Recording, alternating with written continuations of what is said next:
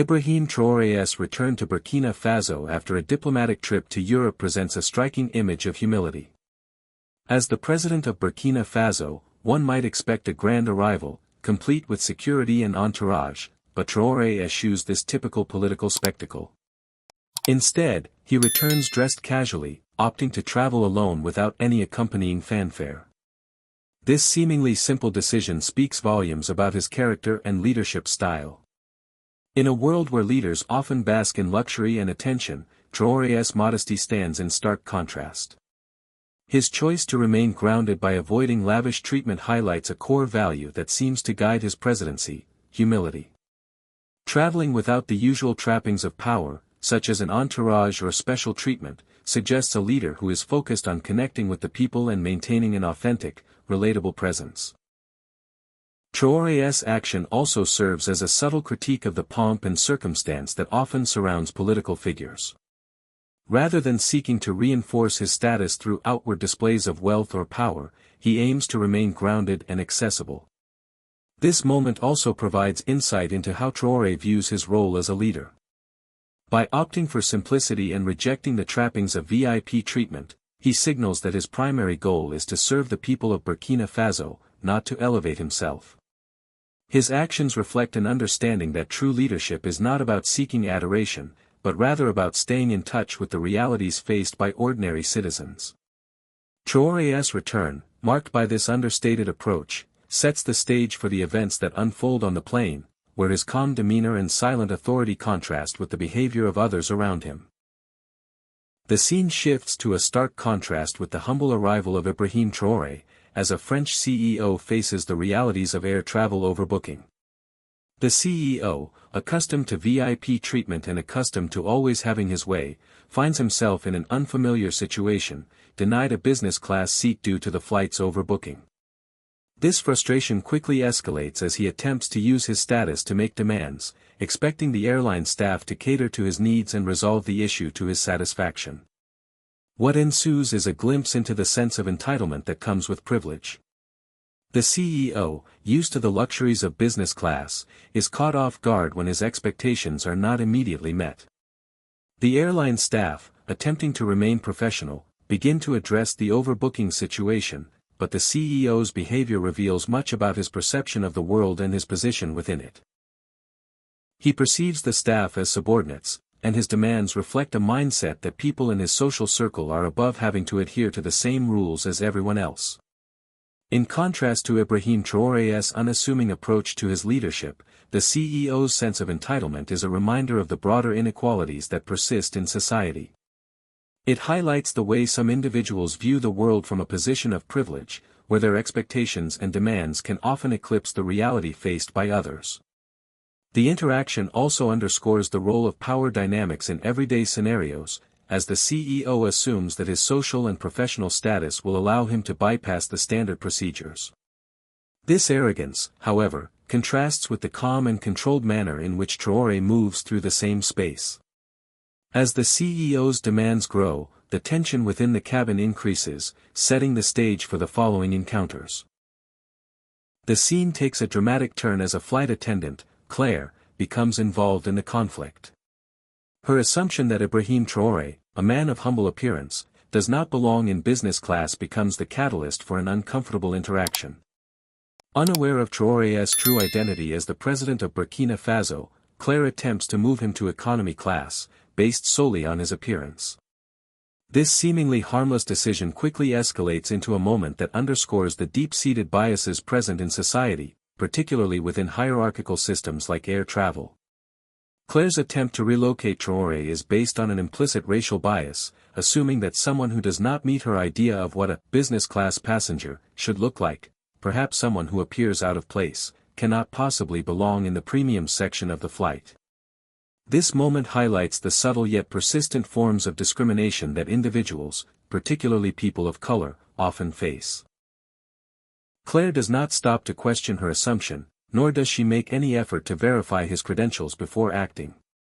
In contrast to the CEO's outward demands for preferential treatment, Traore responds with calm dignity. He refuses to move, not out of defiance, but because he knows his place is justified, even if it is not recognized by Claire. His demeanor speaks volumes about the self-assurance that comes from knowing one's worth, even when others fail to see it. This quiet confidence stands in stark opposition to the flight attendant's misplaced judgment. Traore's response to her request is not loud or confrontational but firm and measured. He does not feel the need to justify his presence in business class. This incident is a critical turning point in the story, as it sets the stage for the larger confrontation that follows. Traore's composure and refusal to be intimidated by Claire's assumptions challenge the norms of how authority and status are typically perceived in society. In a world that often elevates appearances and social status, Traore's calm and quiet resistance forces those around him to reconsider their preconceived notions. It is this poise in the face of ignorance that will resonate throughout the rest of the narrative, making the eventual revelation of his true identity all the more striking.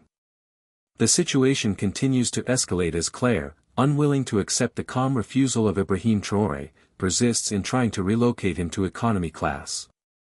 What initially began as a single attempt to move a passenger quickly spirals into a pattern of behavior that reveals much about Claire's discriminatory tendencies. She begins to focus solely on relocating black passengers, ignoring others who may also not fit the typical business class profile. This targeted discrimination causes discomfort not only to Traore but also to other passengers who are witnessing the interaction unfold. Claire's behavior becomes increasingly problematic, as she seems to single out black passengers for reassignment, treating them as though they are out of place or undeserving of their business class seats. This action speaks to a broader issue of racial discrimination that is often invisible or dismissed in everyday interactions. Claire's actions suggest that, in her view, people of color are less entitled to enjoy the privileges associated with certain spaces, like business class. The focus on race, rather than individual merit or status, underpins the prejudices that persist within hierarchical structures, including airlines. Traore, still unaware that the flight attendant has no idea who he is, remains composed. His restraint and self-assurance stand in stark contrast to Claire's increasingly frustrated attempts to move him. Instead of reacting with anger or frustration, he maintains his calm demeanor and asserts his right to stay in the seat he has paid for. His response to Claire's persistence is not one of confrontation, but of quiet authority, as he calmly explains that the discrimination is racially motivated. In doing so, he highlights the fact that Claire's actions are not just an unfortunate mistake but a deliberate instance of racial profiling. In this moment, Traore takes a firm stand against racism, using his own experience to speak out against the inequities that many people of color face in everyday life. His refusal to be moved is not merely about asserting his right to a seat in business class, it becomes a statement about dignity, self-respect, and the need to challenge systemic racial discrimination. His words and actions set the stage for the eventual revelation of his identity, adding layers of significance to his calm demeanor. This confrontation becomes more than just a personal experience for Traore, it transforms into a larger commentary on the social and racial inequalities that persist in the world. As the flight continues, the tension within the cabin reaches a new height. The French CEO, who had been agitated by the overbooking situation, finally boards the plane, expecting to receive special treatment. To his surprise, he is greeted with the kind of VIP service he believes he deserves. However, Claire's treatment of him is in stark contrast to her earlier treatment of Ibrahim Traore. She treats the CEO with the reverence typically reserved for high-status individuals, offering him special attention and ensuring his comfort in business class. This treatment underscores the deep division between how people of different social and racial backgrounds are treated in the same space. The CEO, clearly used to receiving preferential treatment due to his status, assumes that the special treatment is meant for him, not recognizing the irony of the situation. Meanwhile, Traore continues to observe quietly from his seat, unaffected by the disparity in treatment. Despite being ignored and disregarded by Claire, he remains composed, knowing that his dignity does not depend on the recognition of others. This moment serves as a powerful juxtaposition to the earlier interactions, highlighting the systemic inequalities that exist in society. The CEO, a man accustomed to power and prestige, expects to be treated with the utmost respect, simply because of his position. Meanwhile, Traore, a man of real power and influence, yet humble in appearance, remains overlooked and dismissed by the same system that elevates the CEO.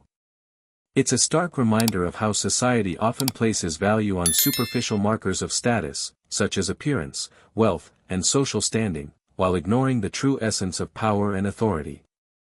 In the meantime, Traore's quiet observation of the situation reveals his awareness of these dynamics. While others may be caught up in their own sense of entitlement, he sees the bigger picture. One in which systemic inequalities are deeply ingrained. His ability to remain calm amidst this disparity speaks volumes about his character. It's not just a moment of passive resistance, it's an active reflection of the broader societal issues at play. Traore's silence speaks louder than any words could, sending a clear message about how those in power must be willing to challenge the status quo, not simply accept it.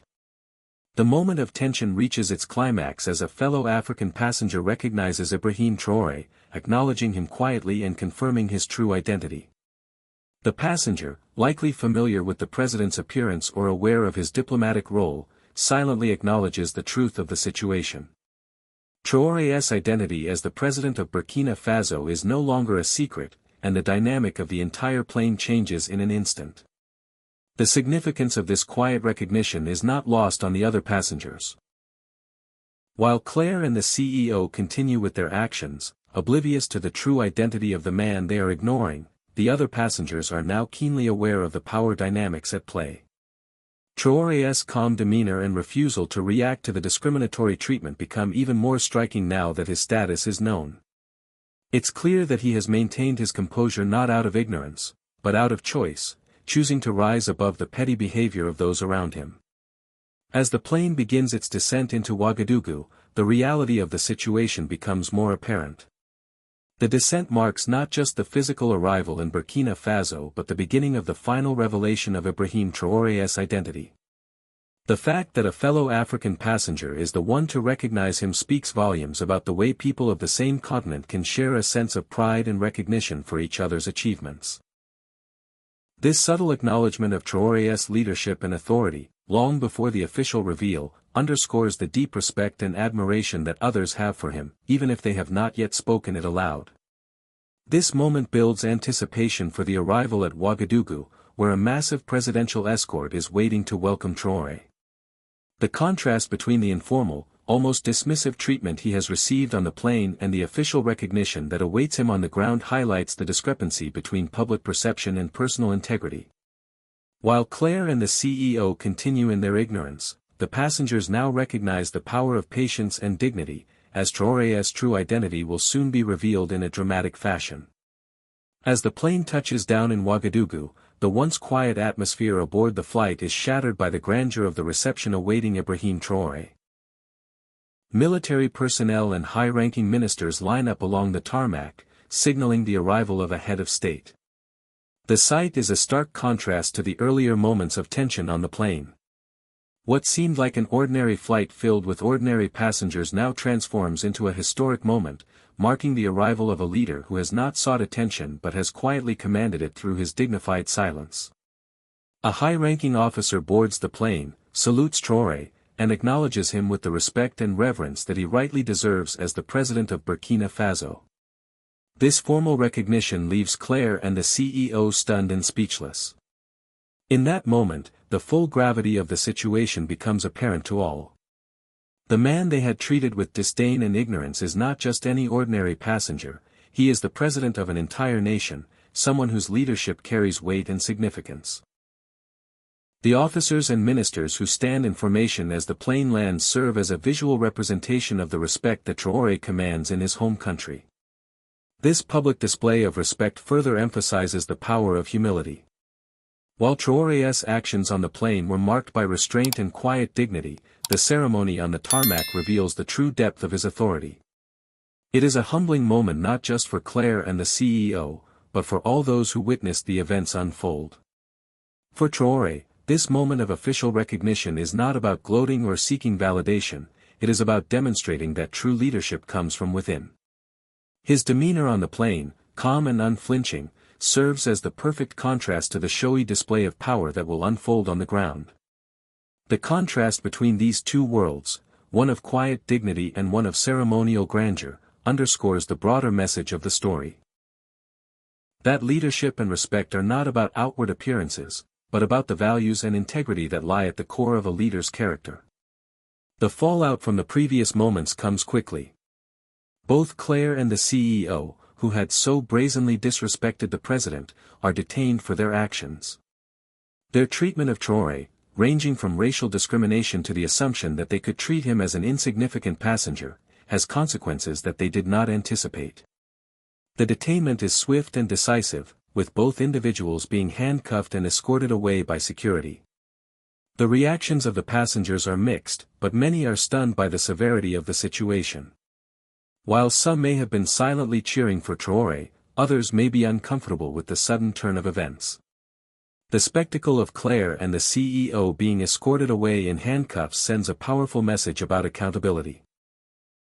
It is not just the violation of protocol or the mistreatment of a passenger that is being addressed, it is a statement about the unacceptable nature of racism and disrespect in any form, particularly towards those in positions of power. Traore, as always, remains composed throughout the incident, watching as the two individuals are led away. His calmness in the face of their detainment further highlights the difference between his approach to leadership and their arrogant behavior. There is no need for him to gloat or take pleasure in their downfall. His leadership is rooted in principles of justice, equality, and respect. In his mind, the actions of Claire and the CEO are not worth further attention. The message has already been made clear, and it is one that transcends this moment. This scene also serves as a pivotal reminder of the consequences of unchecked privilege and bias. The CEO and Claire believed they were above the law, operating in a world where their social status would shield them from any real consequences. However, their actions have now led to their downfall. The story, having reached this point, serves as a reminder that no one, regardless of their status, is exempt from being held accountable for their actions. As the drama unfolds, Ibrahim Traore seizes the opportunity to deliver a calm but powerful message on dignity and sovereignty. His words are measured but carry weight, as he speaks about the importance of standing up for one's rights, especially when it comes to issues of race and inequality. His speech is not just about his own experience but also about the broader issues facing people of color around the world. It is a call to action, a reminder that individuals must not remain silent in the face of injustice. The story goes viral, quickly spreading across social media platforms, where people across Africa, and beyond, begin to discuss the events of that fateful flight. Traore's actions and words become symbolic of a larger movement for justice and equality. The response to the story is overwhelming, with people expressing their admiration for Traore's poise, dignity, and leadership. It becomes clear that this moment is not just a personal victory for Traore, it is a collective one, as people around the world rally behind the principles of justice and respect that he embodies. The viral nature of the story underscores the power of social media in today's world. A single act of resistance, a single moment of dignity, can spark conversations and movements that reverberate far beyond the initial context. Traore's speech becomes a rallying cry for those who have been marginalized or discriminated against. It speaks to the broader societal issues of racial inequality and discrimination that persist in many parts of the world. In the aftermath of the incident, Air France issues a hollow apology, attempting to save face and mitigate the fallout from the scandal. However, this apology rings hollow to many who see it as nothing more than a corporate response to protect the brand. Meanwhile, the CEO and Claire face formal charges for their actions, and their professional lives are now in jeopardy. The severity of the consequences they face serves as a powerful reminder of the importance of treating others with respect, regardless of their race or status.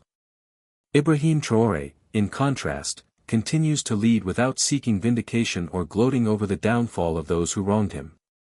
His focus remains on justice and equality, not on personal revenge. His actions throughout the entire ordeal reflect his core belief that leadership is about serving others, not elevating oneself. He does not revel in the public spectacle that has unfolded, but rather continues his work with the same quiet dignity that characterized his earlier actions. This moment becomes symbolic of a new Africa, one that is proud, confident, and unafraid to stand up against injustice. It signals a shift towards greater self-respect and dignity, as people begin to recognize the power of collective action and the importance of standing together in the face of discrimination. Traore's leadership, both on the plain and in the aftermath, becomes a beacon of hope and inspiration for those who are fighting for a more just world.